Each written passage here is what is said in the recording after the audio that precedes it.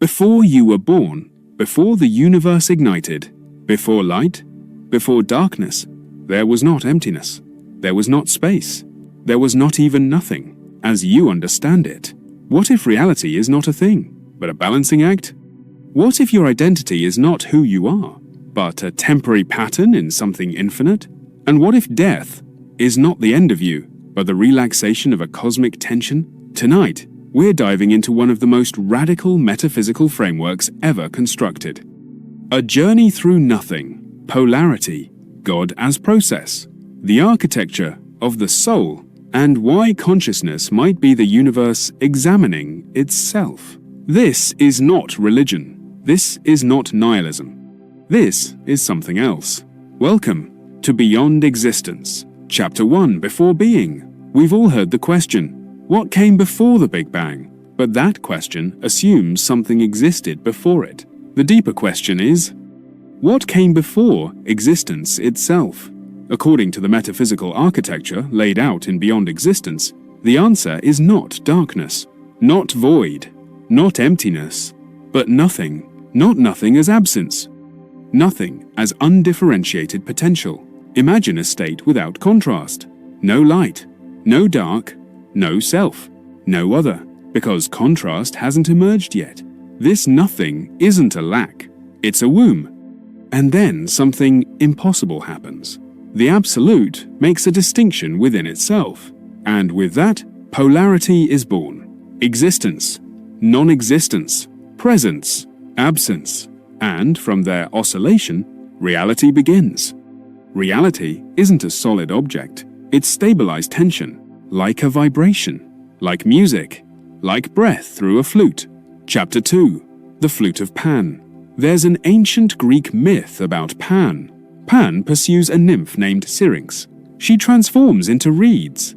The wind blows through them, and they sing. Pan binds them together into a flute. Now listen carefully. The sound does not come from the reed. It comes from the hollow space inside it. Structure plus breath plus emptiness. That triad produces music. In this framework, the structure is non-existence boundary. The breath is existence life force. The hollow space is nothing awareness. And together, they produce experience. Your mind is the flute. Your body is the instrument. Life force moves through it, and awareness is the space in which it happens. Reality is music being played through limitation. Chapter 3. God is not a person. What if God is not a being, but a process? Not a ruler in the sky, but the dynamic interaction between nothing and something? In this system, God is not a noun. God is a verb. Creation isn't an event in the past. It's happening right now. At every scale, every thought you have follows the same cosmic structure. Silence, energy, form. This triadic pattern appears everywhere. In Christianity, Father, Son, Holy Spirit. In Hermeticism, sulfur, mercury, salt. In the Kabbalah, Ein Sof, Ein Sof Or. Before the tree of life in Jewish mysticism, there is Ein nothing, then boundlessness, then boundless light. And from that, form. The universe is not separate from divinity. It is divinity stabilizing itself. Chapter 4. The Architect and the Prison. Some Gnostic traditions speak of the Demiurge, a false god, a prison architect. But what if that's misunderstood? What if the Demiurge isn't evil, but limitation itself? Time, gravity, structure.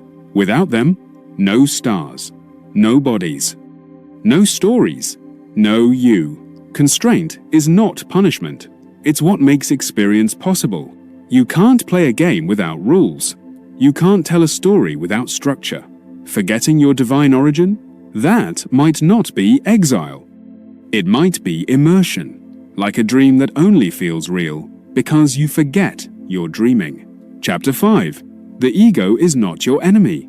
Spiritual culture often says, kill the ego. But what if the ego is just a tool? In Egyptian metaphysics, there's a distinction. Kab's pure awareness. Ku, the structured soul.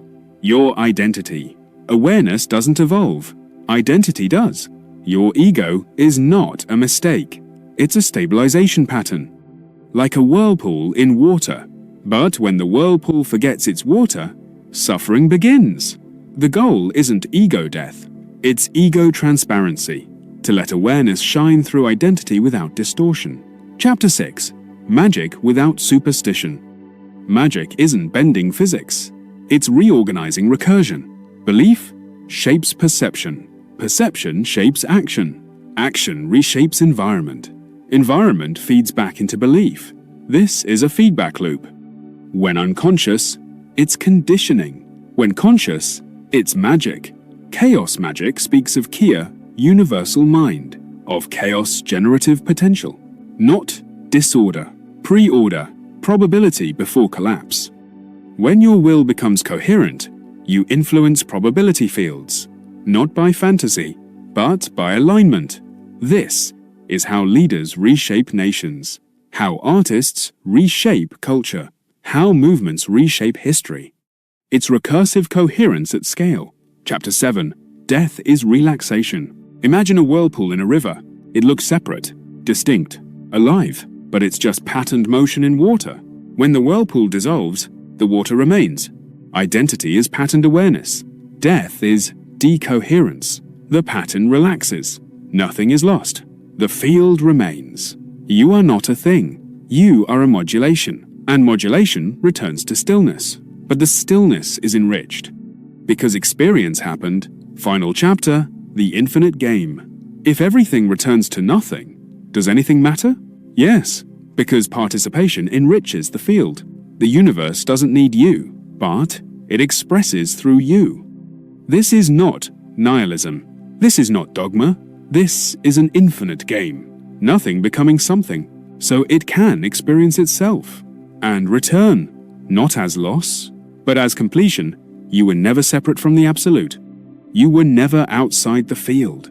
You were never truly alone. You are localized awareness, participating in infinite recursion. And when you understand that, the fear softens, the striving relaxes, the child laughs. Not because life is trivial, but because it is profound beyond terror. Nothing, becoming, returning, forever.